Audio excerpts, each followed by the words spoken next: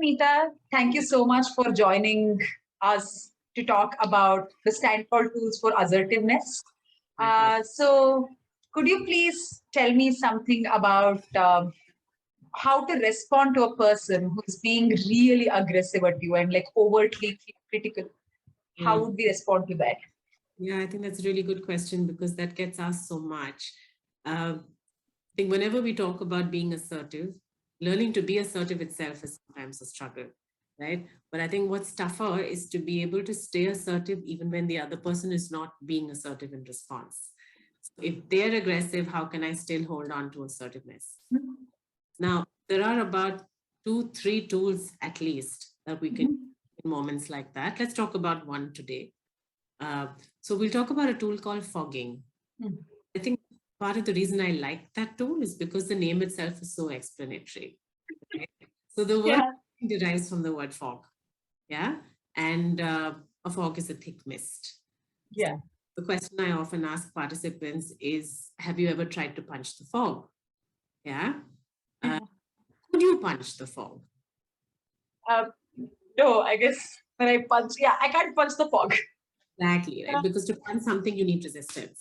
And with the fog, you get that kind of resistance. And that's pretty much the principle of how to deal with criticism. Right? Do we necessarily have to take a stand and react to every criticism that comes our way?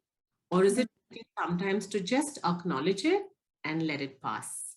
Right. Maybe we can try it out and then we'll talk more about what fogging is. So I say, have a field day in criticizing me for now. Okay, sure. Smita, what is this assessment report you have turned in? This is horrible. This is downright shoddy work. Is this how you get assessment reports done? This is disgusting. I see you don't like the report. Of course, I don't like the report. Can you look at the grammar, the syntax of it? Is this the format that one needs to be following? This is, yeah. Probably not how you would have done it. Yeah. I see what's happening there. So, how did you experience, Rashmi, as you were criticizing me? I think I really found it hard to kind of hold on to my emotional charge. The words that were coming initially, disgusting, horrible. Then you weren't giving me any emotional charge back. And I struggled with that. Yeah.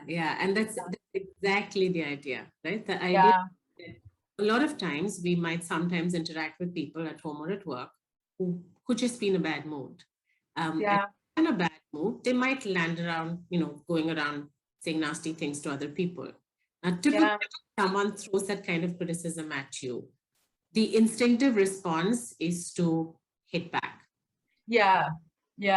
Which is probably what the person is unconsciously looking for. So the engage in it, the comes, that's one.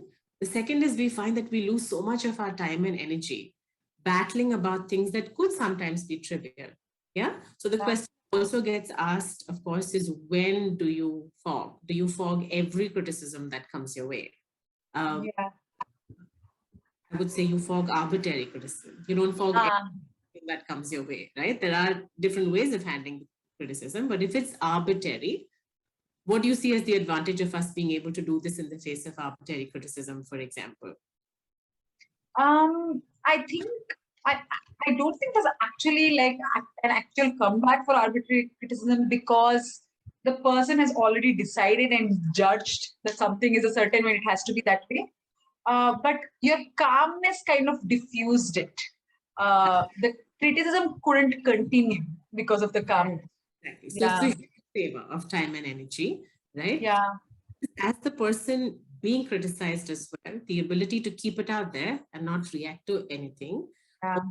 That I am also now feeling calm and I can continue to function. I can also continue to interact with you because I have an internalized and personalized it. Right. I think another concern and a question is, is it passive? What was your experience in the conversation? Did it come across as being passive?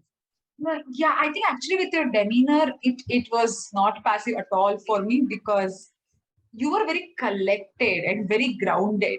And for me, the way you said, not probably how would you have done it, as opposed to being overly apologetic or being shameful almost about not doing it a certain way. I did not experience it as passiveness. Spot on, right? Yeah. So it really doesn't come across as being passive. It is about acknowledging and moving on. And I think the added advantage is that if there is a third person watching this conversation, right, to engage in an argument with you, at the end, all they can see is two people having an argument. They don't really know who started, who continued. Right, right.